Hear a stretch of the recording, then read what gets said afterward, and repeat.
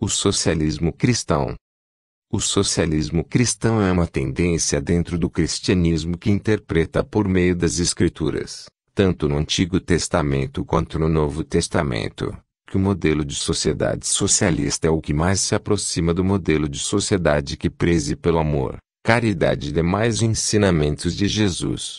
O socialismo cristão critica o modelo de organização socioeconômica capitalista e valoriza princípios opostos ao cristianismo como o individualismo, a desigualdade jurídica e social mediante acúmulo de capital e meios de produção, de modo que a fé demanda uma opção consciente pelo socialismo.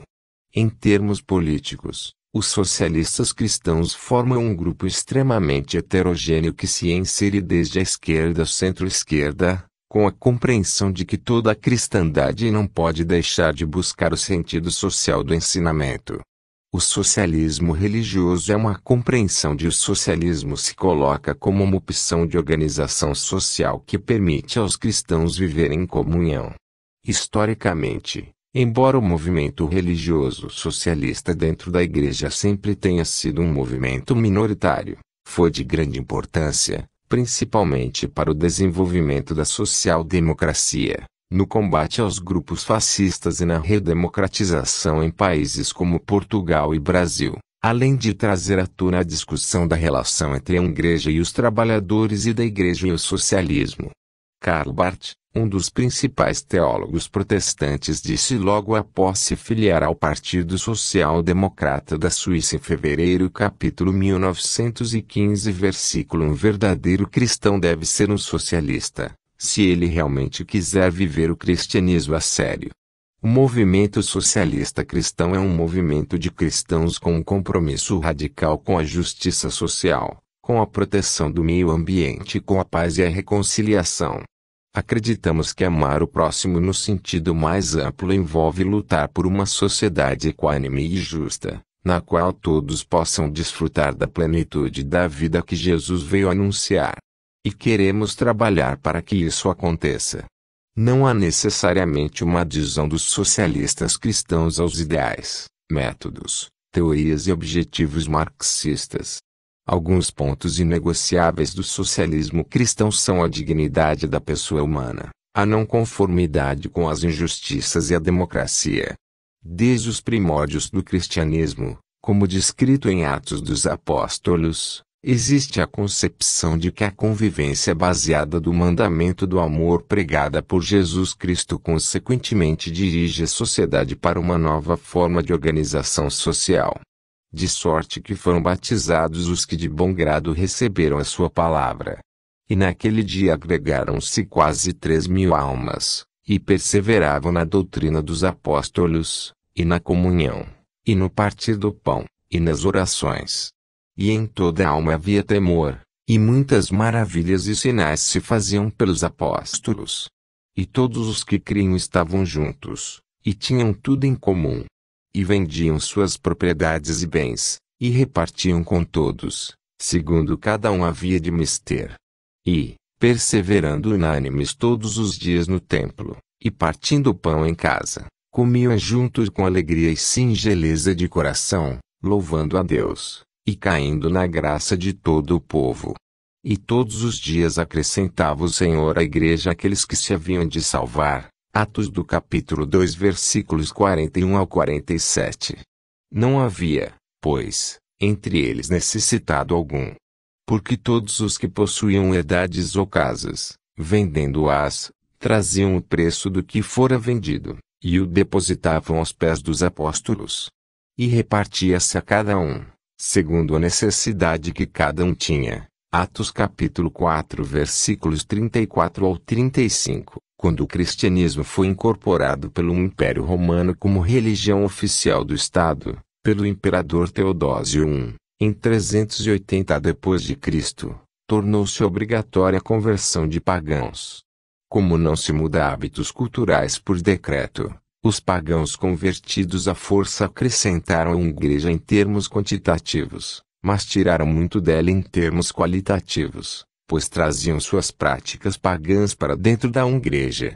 Nesse processo a Igreja cristã passou por processos de institucionalização e o modelo de comunidades justas como apresentado em Atos dos Apóstolos se perdeu.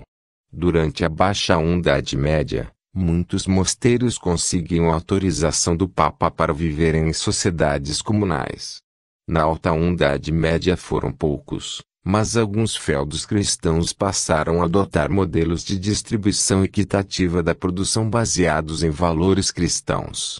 Basílio de Cesareia, ano 330 ao 379, bispo de Cesareia, desenvolveu nos arredores das igrejas e monastérios de sua influência um complexo que incluía estaleiros, locais de repouso e hospitais que tratavam doenças contagiosas.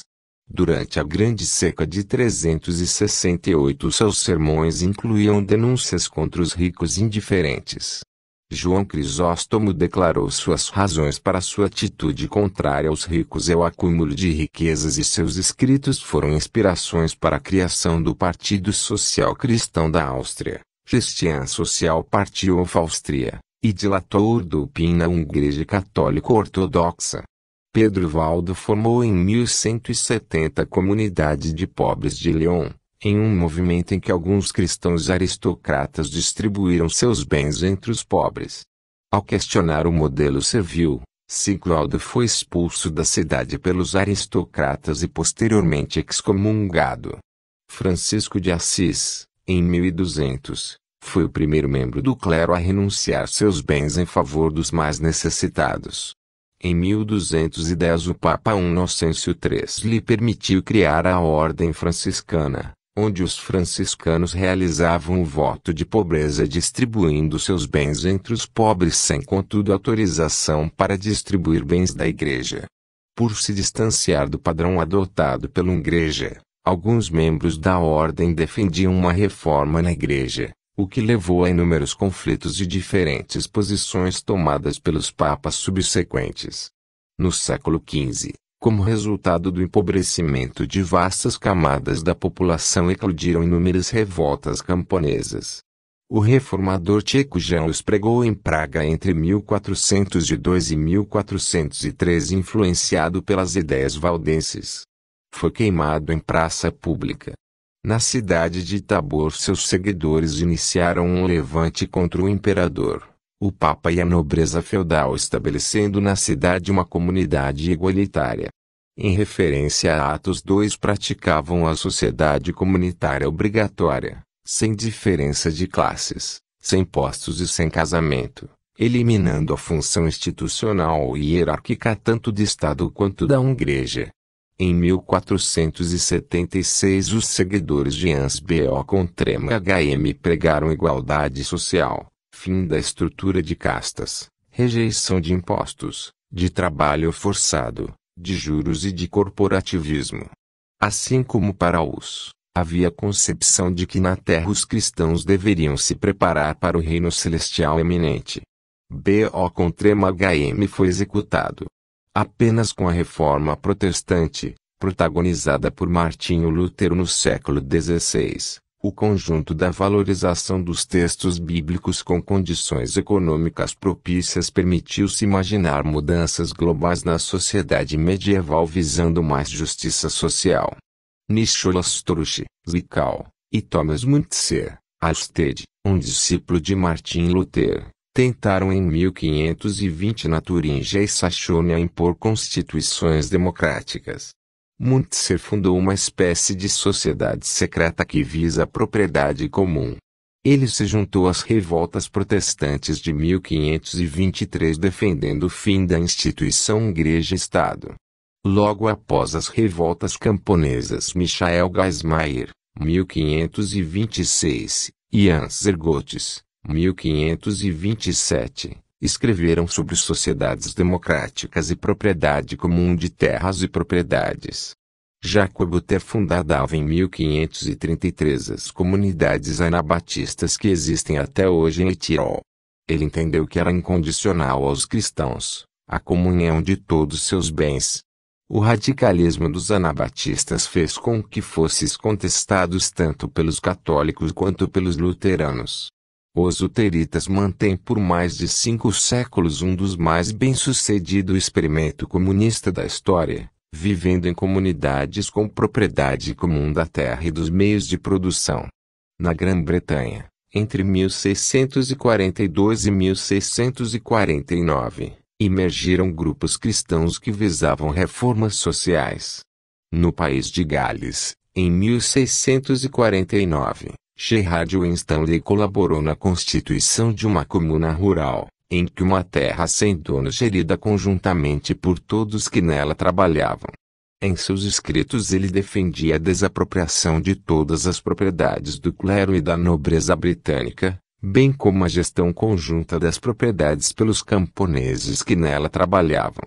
Este movimento se diferenciou dos movimentos continentais por se basear na Bíblia sem, contudo, ter contato com os reformadores protestantes, de modo que desenvolveram um modelo de gestão conjunta da terra diferente do modelo do restante da Europa. Deste modo ele se tornou inspiração teórica para grupos futuros como escavadores e niveladores. Grupos ingleses como o dos quakers e menonitas possuíam algumas ideias semelhantes. Na Rússia os Doukhobors, em torno de 1633, e no Vale do Reno os Labadistas, 1683, também praticavam a propriedade comunal das terras inspirados pela fé cristã.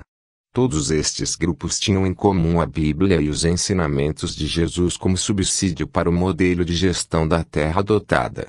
Alguns destes grupos que não se preocuparam com a questão do modelo de produção como a ordem franciscana persistem até hoje, mas os grupos que pretendiam modificar o modelo de produção vigente para um modelo comunal foram atacados pela aristocracia e pelo clero ruíram devido a inconsistências internas.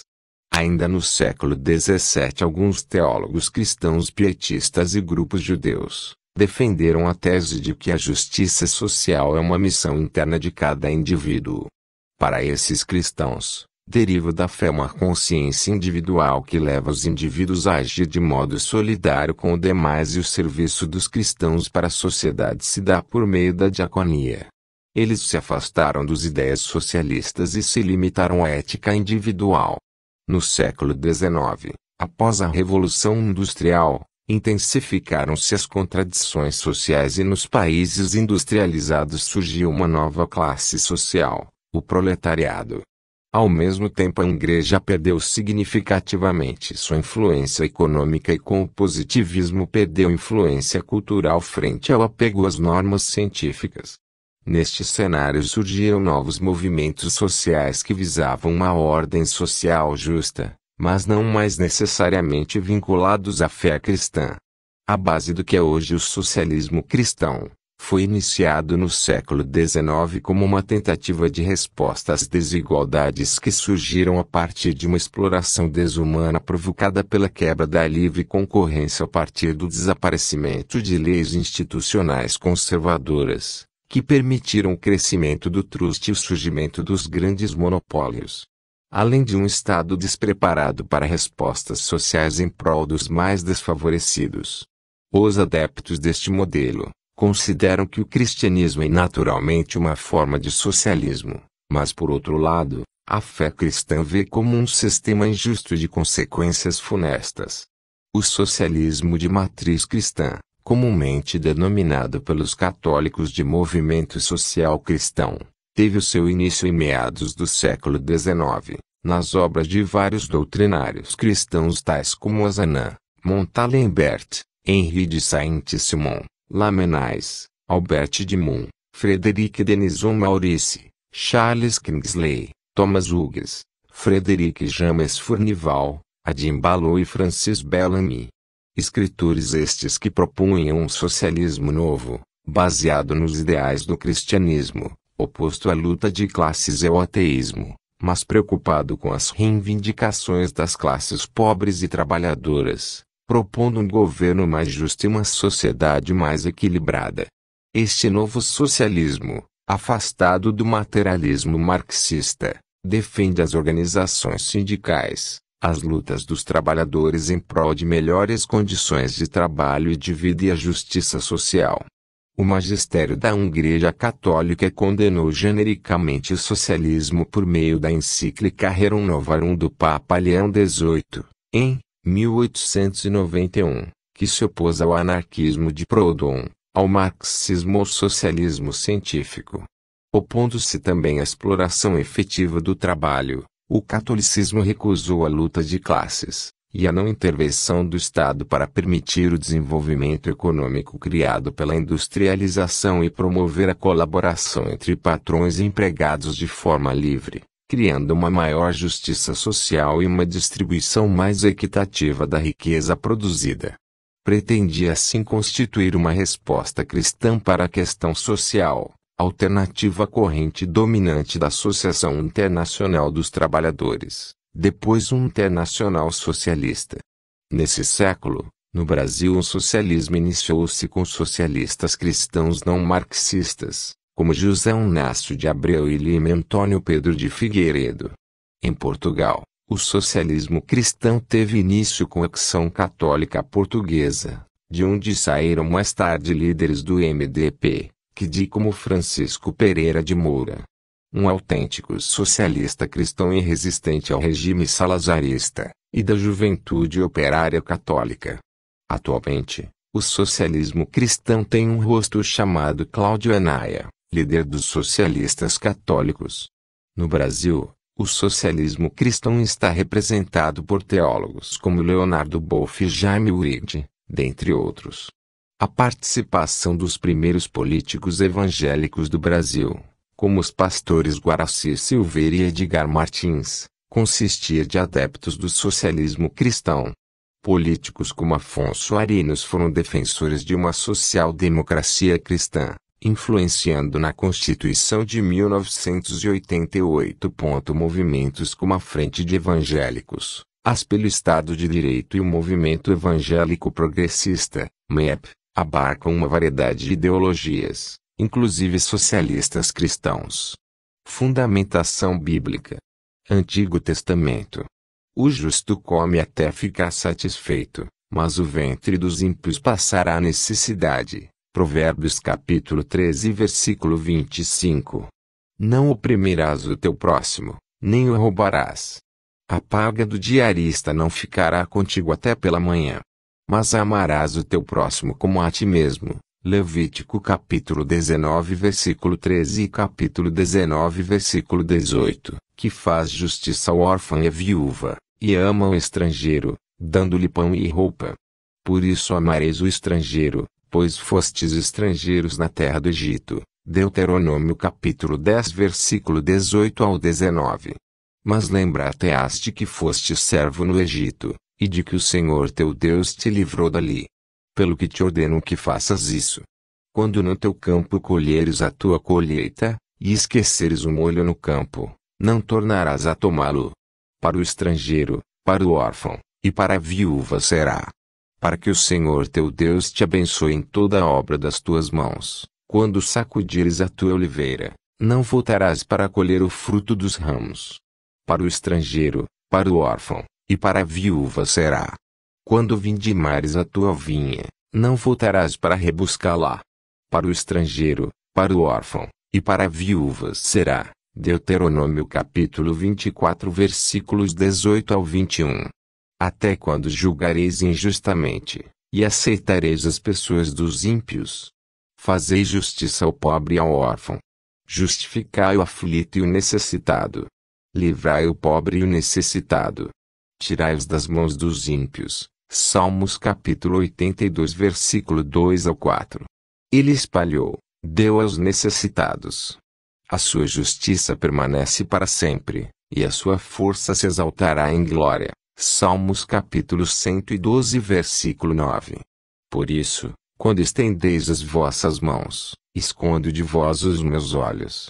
E ainda que multipliqueis as vossas orações, não as ouvirei, porque as vossas mãos estão cheias de sangue. Lavai-vos, purificai-vos, tirai a maldade de vossos atos de diante dos meus olhos. Cessai de fazer mal. Aprendei a fazer bem. Procurai o que é justo. Ajudai o oprimido. Fazei justiça ao órfão. Tratai da causa das viúvas. Isaías capítulo 1 versículos 15 ao 17. Já tenho entendido que não há coisa melhor para eles do que alegrar-se e fazer bem na sua vida. E também que todo homem coma e beba, e goze do bem de todo o seu trabalho. Isto é um dom de Deus. Eclesiastes capítulo 3 versículo 12 ao 13. Novo Testamento. Porque tive fome, e destes-me de comer. Tive sede, e destes-me de beber. Era estrangeiro, e hospedastes-me. Estava nu, e vestistes-me. Adoeci, e visitastes-me. Estive na prisão, e foste me ver. Mateus capítulo 25 versículos 35 ao 36. Mas um samaritano, que ia de viagem, chegou ao pé dele e, vendo-o, moveu-se de íntima compaixão. E, aproximando-se, atou-lhe as feridas, deitando-lhes azeite e vinho. E, pondo sobre o seu animal, levou-o para uma estalagem, e cuidou dele. E, partindo no outro dia, tirou 2 dinheiros, e deu-os ao hospedeiro, e disse-lhe: Cuida dele. E tudo o que demais gastares eu te pagarei quando voltar. Qual, pois, destes 3 te parece que foi o próximo daquele que caiu nas mãos dos salteadores? E ele disse: O que usou de misericórdia para com ele. Disse, pois, Jesus: 5 aí, e faze da mesma maneira. Lucas capítulo 10 versículos 33 ao 37. Bem-aventurados vós, que agora tendes fome, porque sereis fartos. Bem-aventurados vós, que agora chorais, porque haveis de rir. Bem-aventurados sereis quando os homens vos odiarem e quando vos separarem, e vos injuriarem, e rejeitarem o vosso nome como mau, por causa do Filho do Homem. Lucas capítulo 6 versículo 21 e capítulo 6 versículo 22. E todos os que criam estavam juntos, e tinham tudo em comum. E vendiam suas propriedades e bens, e repartiam com todos, segundo cada um havia de mister. Atos capítulo 2 versículo 44 e capítulo 2 versículo 45. E eram o coração e a alma da multidão dos que criam. E ninguém dizia que coisa alguma do que possuía era sua própria, mas todas as coisas lhes eram comuns. Atos capítulo 4 versículo 32. Não havia, pois, entre eles necessitado algum. Porque todos os que possuíam herdades ou casas, vendendo-as, traziam o preço do que fora vendido, e o depositavam aos pés dos apóstolos. E repartia-se a cada um, segundo a necessidade que cada um tinha. Atos capítulo 4 versículos 34 ao 35. 5 várias linhas teológicas se pronunciaram a respeito das agendas dos grupos socialistas cristãos, sem necessariamente se vincular a uma postura ideológica ou partidária. Na América Latina se destaca a teologia da libertação e a teologia da missão integral. No final do século XIX, surgiu o movimento do evangelho social, particularmente entre alguns anglicanos, luteranos, metodistas e batistas na América do Norte e na Grã-Bretanha. Tentou integrar o pensamento progressista e socialista com o cristianismo no ativismo social baseado na fé.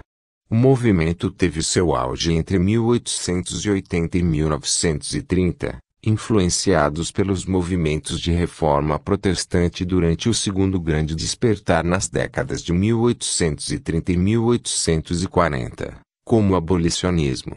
Fundamentados na doutrina social da Igreja, nos pensamentos de William Morris, e na crítica ao capitalismo e ao socialismo revolucionário, os teólogos e escritores Gilbert K. Chesterton e Hilaire Belloc propunham um regime socioeconômico baseado em cooperativas, bens comuns, solidariedade e valorização dos trabalhos em pequenas propriedades. Essa doutrina de inspiração socialista cristã, o distributismo, ganhou adeptos de direita, centro-esquerda, resultando em experimentos como o de Mondragon. Teologia dialética, ou teologia da crise ou, ainda, teologia da palavra, ou neo-ortodoxia foi um movimento teológico que floresceu na Europa, particularmente na Igreja de Confissão Luterana, na Alemanha, da década de 1920. Reagindo ao liberalismo teológico, a teologia dialética tem em Karl Barth o principal nome. Além dele, outros teólogos tornaram-se conhecidos, como Emil Brunner, Friedrich Gogaten, Eduard Urnesen e Rudolf Bultmann, por exemplo.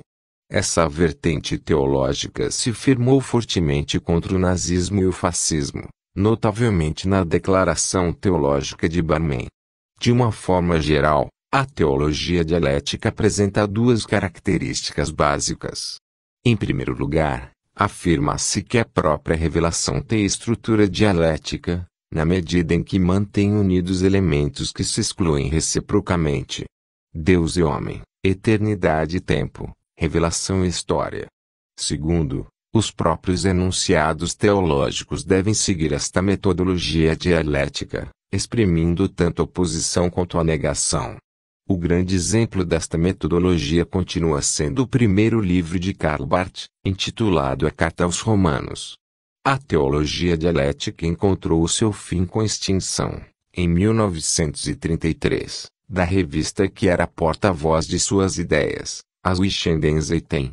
Teologia da libertação é uma corrente teológica cristã nascida na América Latina, depois do Concílio Vaticano II e da Conferência de Medellín, Colômbia, 1968. Que parte de considerar que o Evangelho exige a opção preferencial pelos pobres e de especificar que a teologia, para concretar essa opção, deve usar também as ciências humanas e sociais.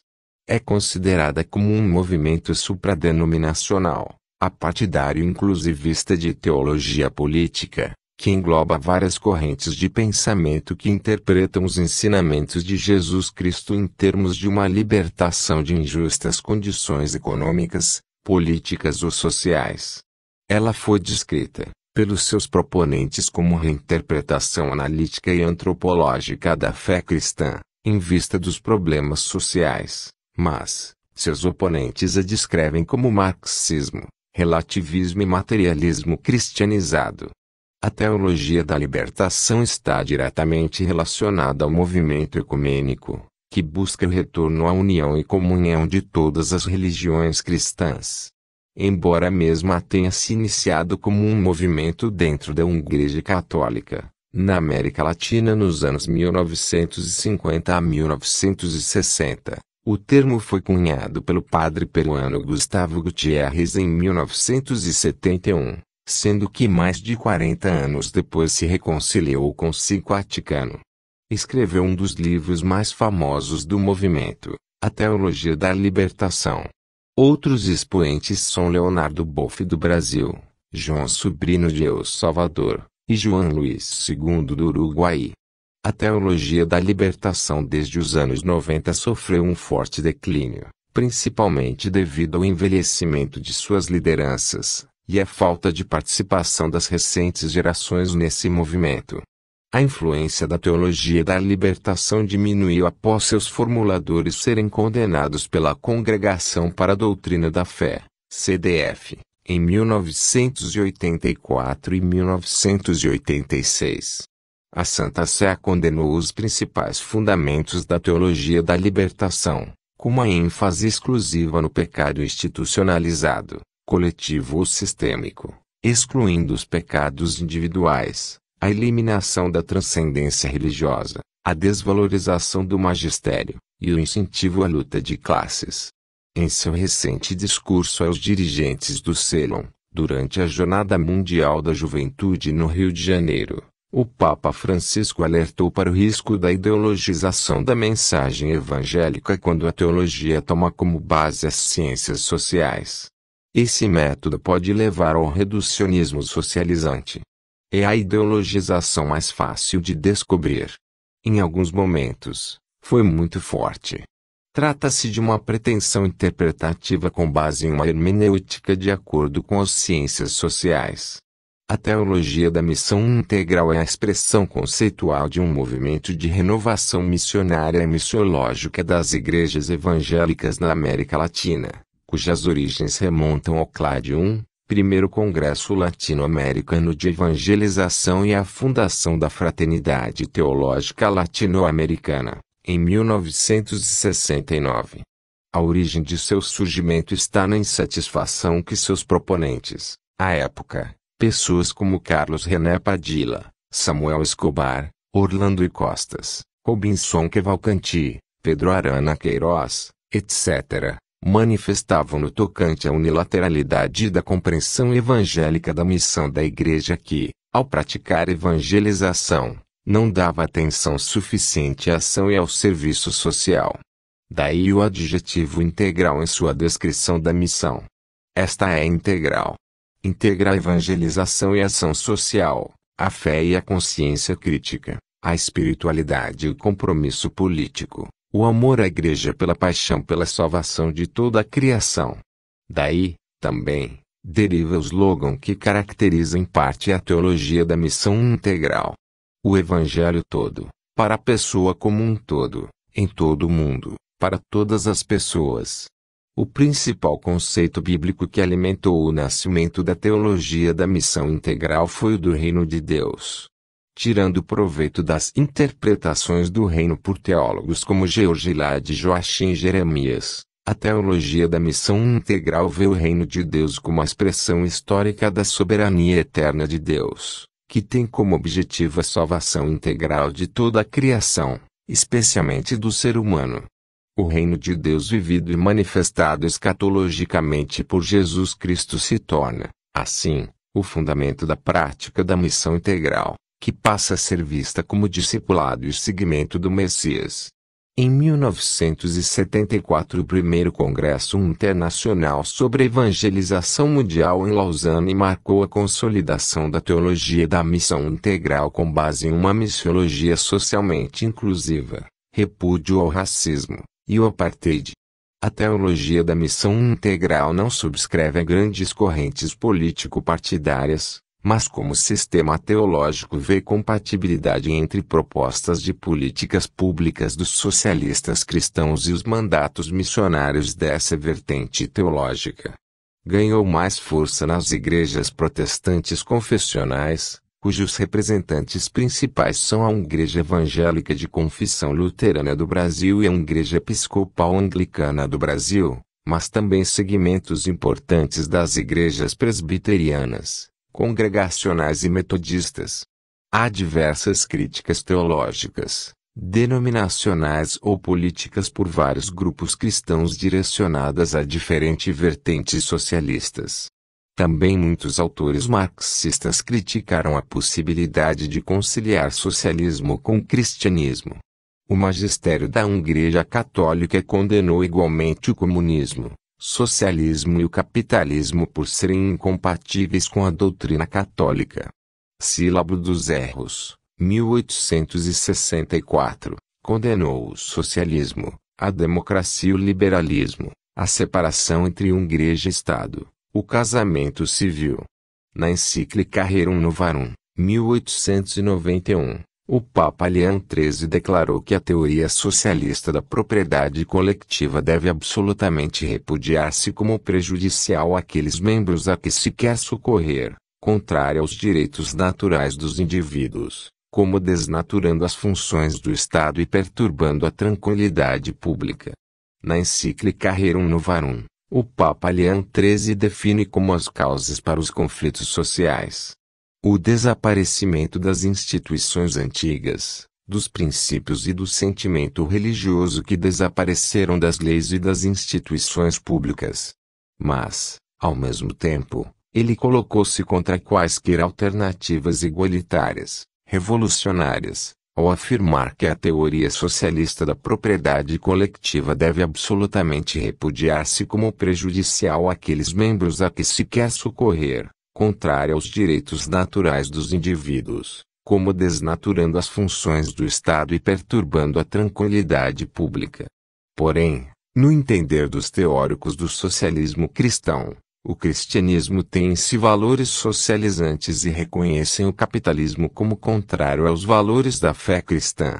Se referindo às classes inferiores, o Papa Leão XIII afirma que os socialistas, para curar este mal, instigam nos pobres o ódio invejoso contra os que possuem, e pretendem que toda a propriedade de bens particulares deve ser suprimida, que os bens do indivíduo qualquer devem ser comuns a todos, e que a sua administração deve voltar para os municípios ou para o Estado. Mediante esta transladação das propriedades e esta igual repartição das riquezas e das comodidades que elas proporcionam entre os cidadãos, lisonjeiam-se de aplicar um remédio eficaz aos males presentes. Mas semelhante teoria, longe de ser capaz de pôr termo ao conflito, prejudicaria o operário se fosse posta em prática. Pelo contrário, é sumamente injusta, por violar os direitos legítimos dos proprietários, viciar as funções do Estado e tender para a subversão completa do edifício social. Outro ponto importante se relaciona com a questão entre família e Estado. No modelo marxista, a educação familiar perderia espaço para um sistema educacional igualitário a todos. A propriedade privada e o direito à herança deixariam de existir. Estes bens, no entanto, passariam a ser de controle estatal.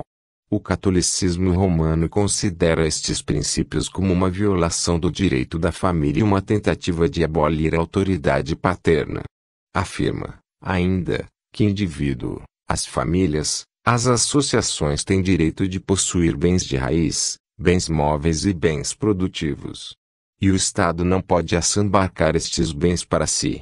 Segundo as tradições judaico-cristãs, os homens têm o direito e o dever de proverem as suas necessidades, e o Estado não pode arvorar sem providência e suprimir este direito ou substituir-se a este dever. Na encíclica 40º Ano, 1931, o Papa Pio XI afirmou que o socialismo quer se conceder como doutrina, quer como facto histórico, ou como ação, se é verdadeiro socialismo, não pode conciliar-se com a doutrina católica, pois concebe a sociedade de modo completamente avesso à verdade cristã. Este erro, como todos os mais, encerra algo de verdade, o que os sumos pontífices nunca negaram, funda-se contudo numa própria concepção da sociedade humana, diametralmente oposta à verdadeira doutrina católica. Socialismo religioso, socialismo católico são termos contraditórios. Ninguém pode ser ao mesmo tempo bom católico e verdadeiro socialista. Na encíclica Mater et Magistra, 1961, o Papa João XXIII reafirmou que entre comunismo e cristianismo, a oposição é radical, e acrescenta não se poder admitir de maneira alguma que os católicos adiram ao socialismo moderado. Quer porque ele foi construído sobre uma concepção da vida fechada no temporal, com o bem-estar como objetivo supremo da sociedade. Quer porque fomenta uma organização social da vida comum tendo a produção como fim único, não sem grave prejuízo da liberdade humana. Quer ainda porque lhe falta todo o princípio de verdadeira autoridade social. Na encíclica Centesimus Annus, 1991, o Papa João Paulo II, actualizando os princípios da Rerum Novarum, salientou que o erro fundamental do socialismo é de caráter antropológico. De facto, ele considera cada homem simplesmente como um elemento e uma molécula do organismo social, de tal modo que o bem do indivíduo aparece totalmente subordinado ao funcionamento do mecanismo econômico-social, enquanto, por outro lado, defende que esse mesmo bem se pode realizar prescindindo da livre opção, da sua única e exclusiva decisão responsável em face do bem ou do mal. O homem é reduzido a uma série de relações sociais, e desaparece o conceito de pessoa como sujeito autônomo de decisão moral, que constrói, através dessa decisão, o ordenamento social. Desta errada concepção da pessoa, deriva a distorção do direito, que define o âmbito do exercício da liberdade, bem como oposição à propriedade privada. Se questiona ulteriormente onde nasce aquela errada concepção da natureza da pessoa e da subjetividade da sociedade, é necessário responder que a sua causa primeira é o ateísmo. O referido ateísmo está, aliás, estritamente conexo com o racionalismo iluminístico, que concebe a realidade humana e social do homem, de maneira mecanicista.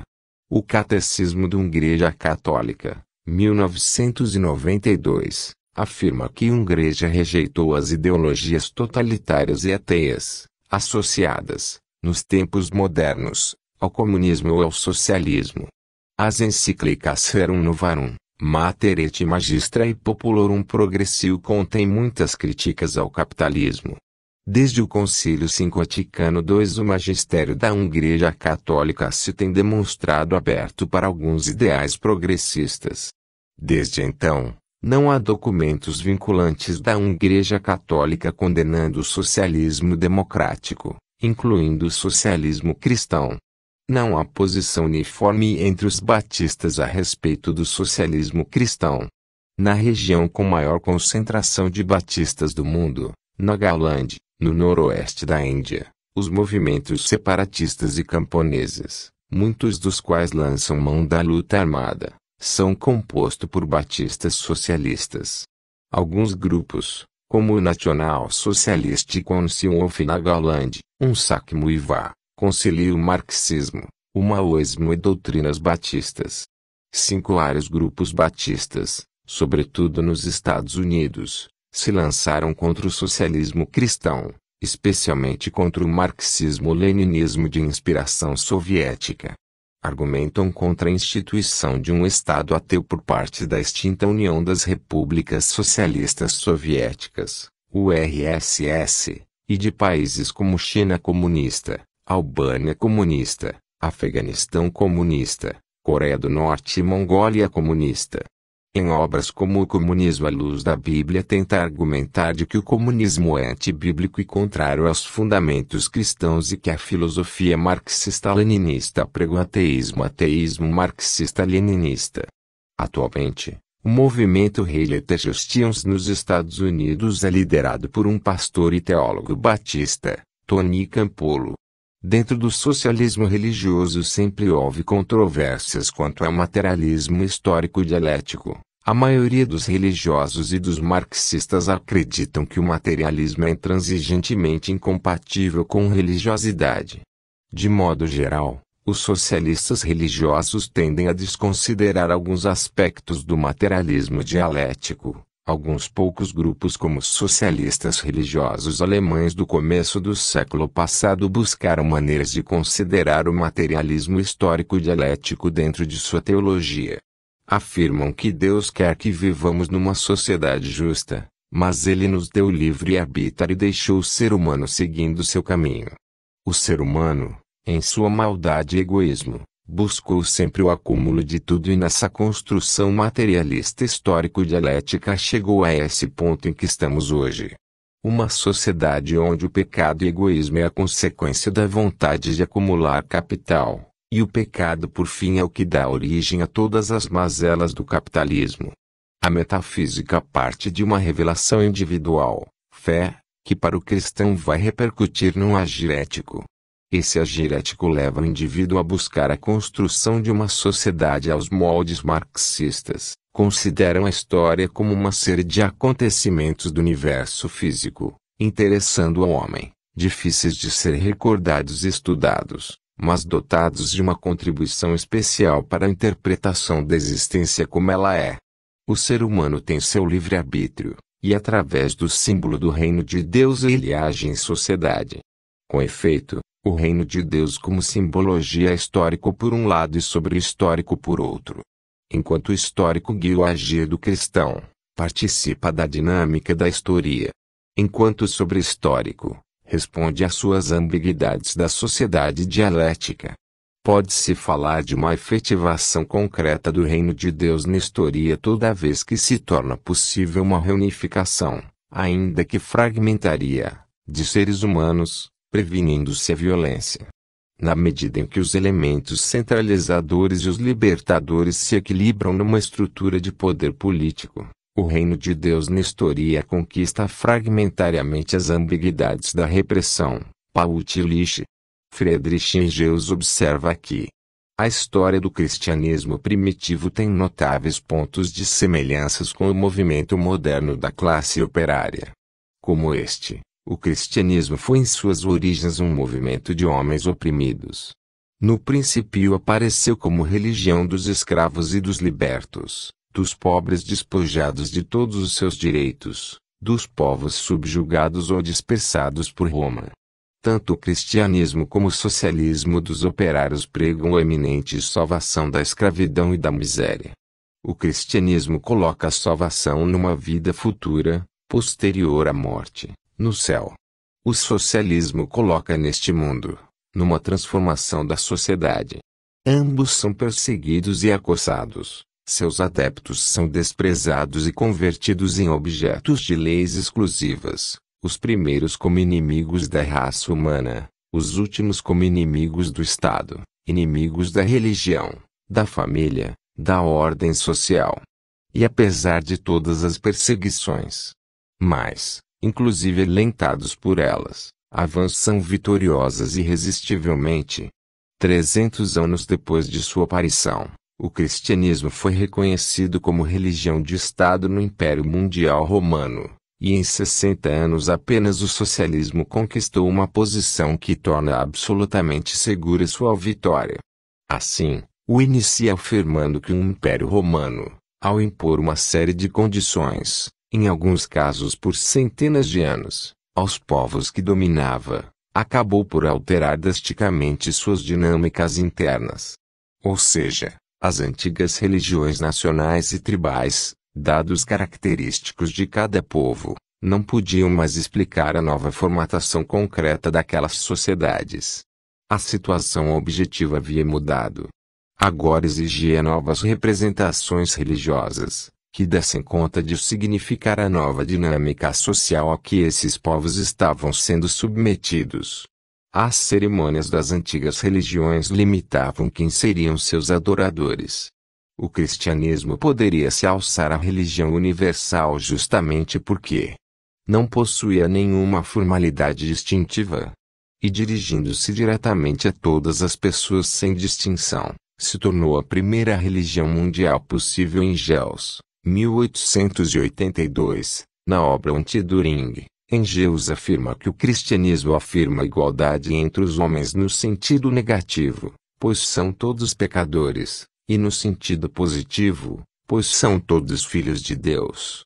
Lenin, muitas vezes, classifica os movimentos socialistas cristãos como esquerdistas, no mesmo molde das críticas feitas no livre esquerdismo, doença infantil do comunismo. Isso porque a maior parte dos socialistas religiosos, mesmo aqueles que se consideravam marxista-leninista, eram contrários a qualquer modelo totalitário, como adotado na URSS, Rosa Luxemburgo, em O Socialismo e as Igrejas, 1905, critica o modelo de socialismo defendido por muitos cristãos socialistas por considerar que eles se preocupam apenas com a divisão de produtos, mas não consideram o modelo social de trabalho que leva à produção destes produtos.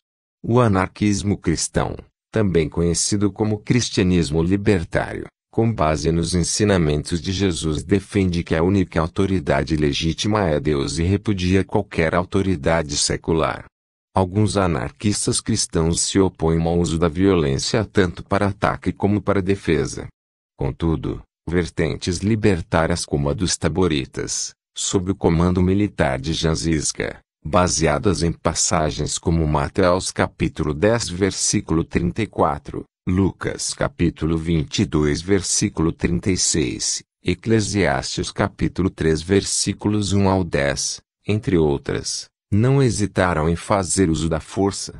Os anarquistas cristãos se opõem a todo tipo de tirania local ou global. Sugerem que há plena compatibilidade entre anarquismo e cristianismo, e argumentam que uma das razões pelas quais Jesus foi perseguido pelo governo romano, pelos líderes religiosos e pelo sinédrio, foi porque foi visto como um anarquista, como uma ameaça ao status quo. Para eles, a liberdade é justificada espiritualmente através dos ensinamentos de Jesus, e que, na história, O desvio desses ensinamentos foi promovido principalmente por Constantino. Entre outras coisas, Jesus foi perseguido por realizar curas no dia de sábado, o que, segundo seus acusadores, violava a lei mosaica. Além disso, ele se autodenominou Filho de Deus, o que os doutores da lei de Moisés afirmaram se tratar de uma heresia. E mais, Jesus foi julgado pelas leis de Roma e crucificado por soldados romanos. Ou seja, Jesus é um fora da lei. A lei da sua época foi a justificativa para sua condenação e calvário. O Filho de Deus foi condenado pelo poder político.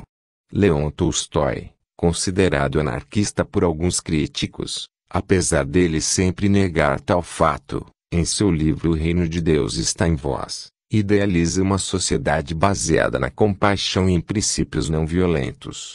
A obra desse escritor russo influenciou Gandhi na luta pela independência da Índia, Martin Luther King nos Estados Unidos da América na luta pela emancipação de pobres, negros e mulheres.